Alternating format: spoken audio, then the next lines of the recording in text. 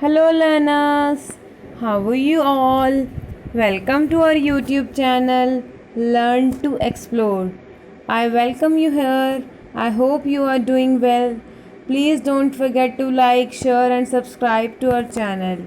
So guys, today we are going to begin new chapter of class 12 economics book Indian Economy. Chapter 4 we are going to begin today, which is poverty. We have already covered 3 chapters of this book. In case you have missed any class, you can find the link of playlist given in the description below.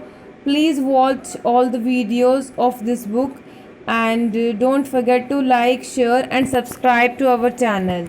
So let's begin with the chapter 4 of class 12 economics first book, poverty. No society can surely be flourishing and happy of which the far greater part of the members are poor and miserable. This was said by Adam Smith. क्या कहा था Adam Smith ने कि कोई भी society पूरी तरह से फ्लरिश या हैप्पी नहीं हो सकती जब तक कि उसका एक बड़ा हिस्सा, एक काफ़ी बड़ा हिस्सा मतलब बहुत मेंबर्स जो हैं उसके पुअर और मिजरेबल हैं. Poverty refers to a state in which an individual is unable to fulfill its basic necessities of life like food, clothing, education, shelter, etc. So, this is the definition of poverty. When one is unable to fulfill their basic needs, it is known as poverty. So, people are considered as poor if they are unable to fulfill their basic necessities of daily basis. Thus, providing minimum basic needs to the people and reduction of poverty have been the major aims of independent India.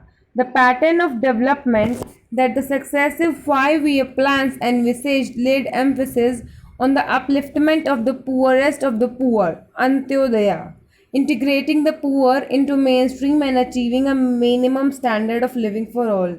तो क्या है, क्योंकि जब India आज़ाद हुआ, when India got independent, there was a large share of population under below poverty line. So main aim of India's planning, its objective was to provide these people the basic needs and reduction of poverty, to uplift their status through the something called Antyodaya, means lifting the last people of society and integrating these people into the mainstream.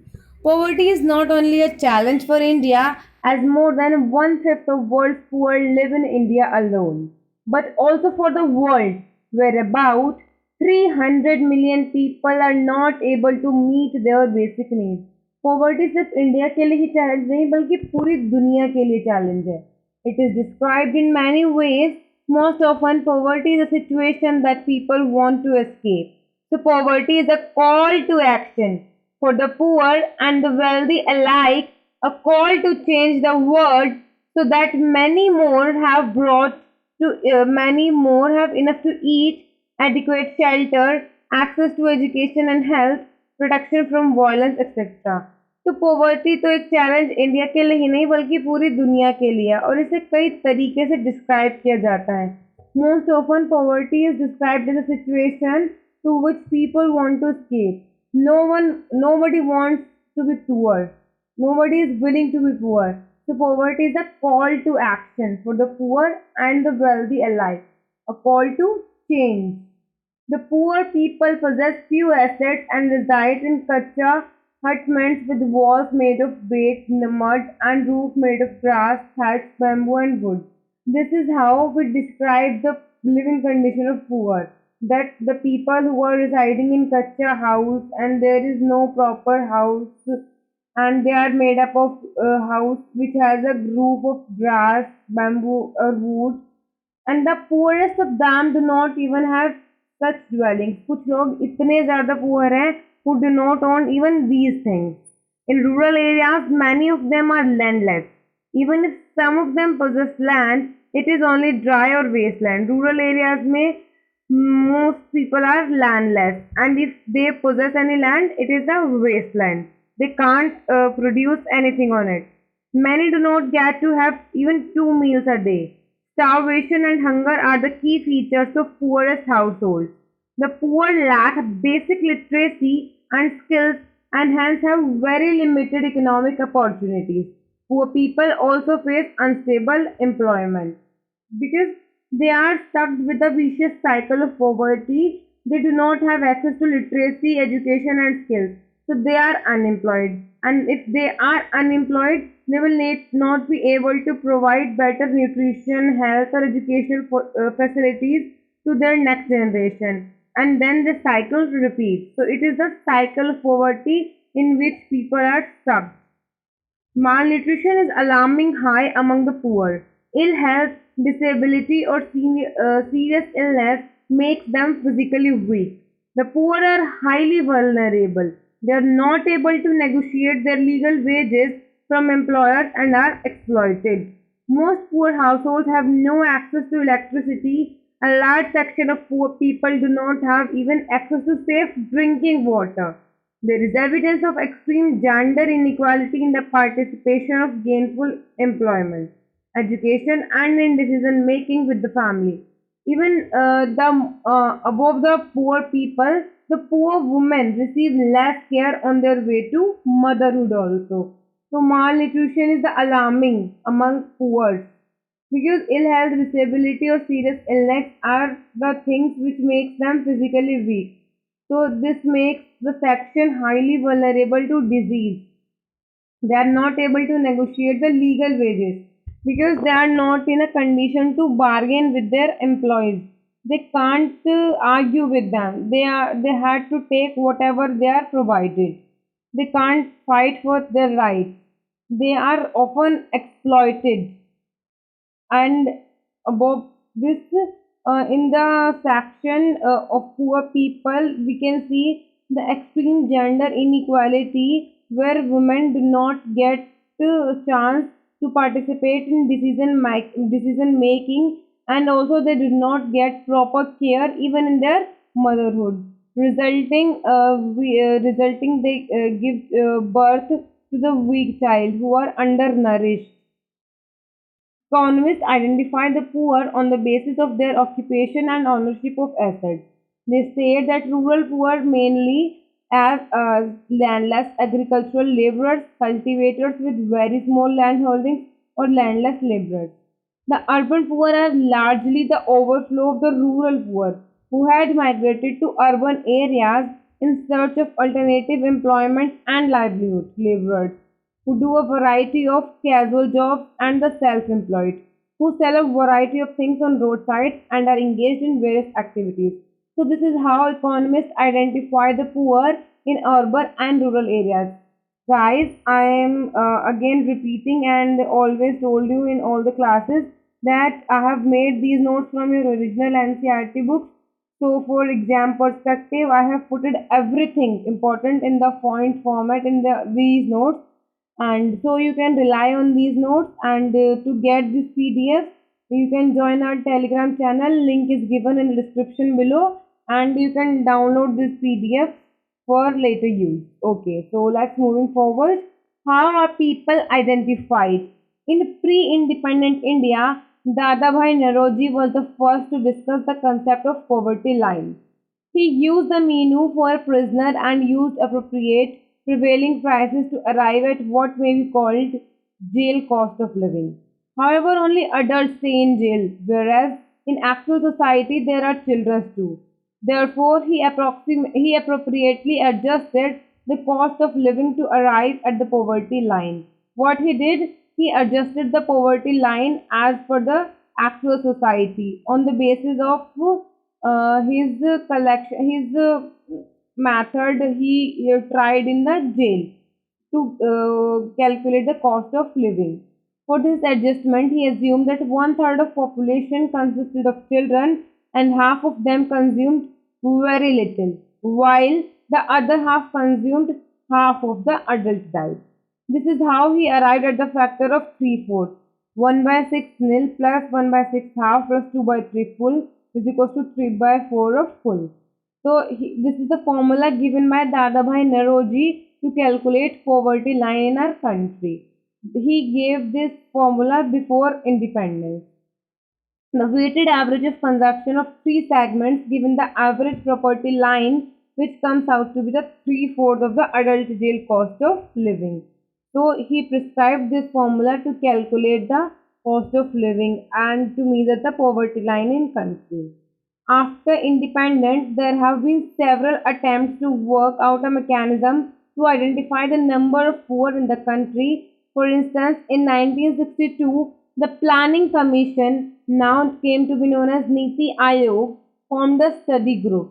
In 1979, another body called the Task Force on Projections of Minimum Needs and Effective Consumption Demand was formed. In 1989 and 2005, experts groups were constituted for the same purpose.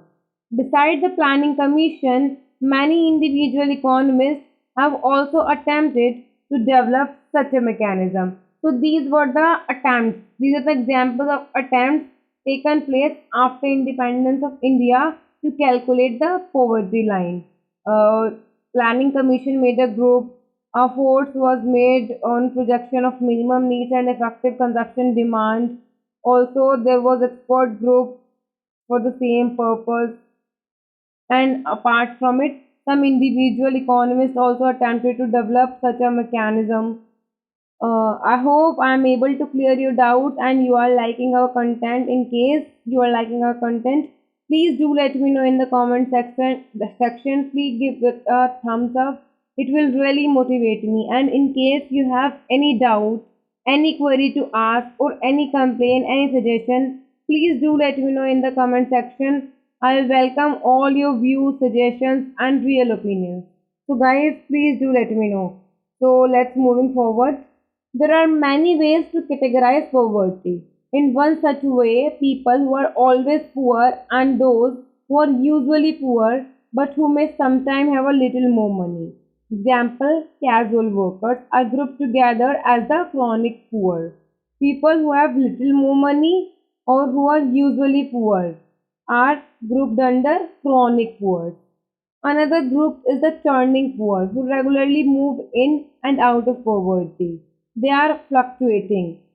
Examples are small farmers and seasonal workers. The occasionally poor who are rich most of the time, but sometimes due to patch of bad luck, they become poor. They are known as transient poor. And then there are those who are never poor and they are considered as non-poor. So these are the four categories of poor and non-poor. You can read about these in detail from your NCRT book, but this is not very much important from exam perspective. Whatever is important, I have put it here. So don't be confused in case I missed one line in the NCRT, I'll miss the whole exam and etc. etc. Whatever is important, you will find in this PDF. The poverty line. There are many ways of measuring poverty, and two of them are as follows. Minimum calorie consumption criteria. People who are not getting 2400 calories per person per day in rural areas and 2100 calories in urban areas are considered to be living below poverty line. Then the next criteria is minimum consumption expenditure. The new poverty line thus translates to a monthly per capita consumption expenditure of rupees 972 in rural areas and rupees 1407 in urban areas. This is the data of 11-12, or rupees 32 in rural areas and 47 in urban areas on a per capita daily basis. So all this data is the official data also mentioned in your NCRT book. As the government uses monthly per capita expenditure as proxy for income of households to identify the poor, economist states that a major problem with this mechanism is that it groups all the poor together and does not differentiate between the very poor and the other poor. So this is the problem identified by the economist in the criteria, that this criteria does not help us to separate the categories like people who are poor and who are very poor. This mechanism is helpful in identifying the poor as a group to be taken care of by the government, but it would be difficult to identify those who need help the most. There are many factors other than income and assets which are associated with poverty. For instance, the accessibility of to basic education, healthcare, drinking water, and sanitation. They need to be considered to develop poverty line. The existing mechanism for determining the poverty line also does not take into consideration social factors that trigger and perpetuate poverty, such as illiteracy, ill health, lack of access to resources, discrimination, or lack of civil and political freedoms. So these are some limitations of poverty lines because it doesn't calculate these things. It doesn't take into consideration these factors. So guys, I hope you are clear till here. From here, we will continue in the next class. Till then, keep revising. Also, I would like to add it here.